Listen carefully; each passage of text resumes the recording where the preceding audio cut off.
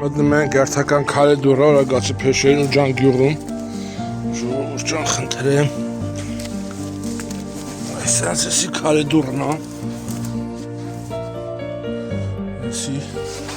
ինքը աշխատող դուռը։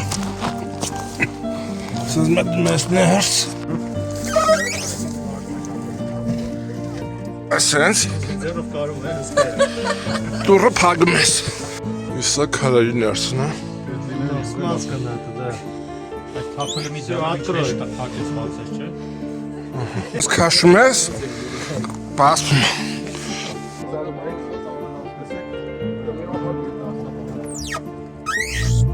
Այսպես բացինք եւ դուրս եկանք այս քարայից։ Ապա։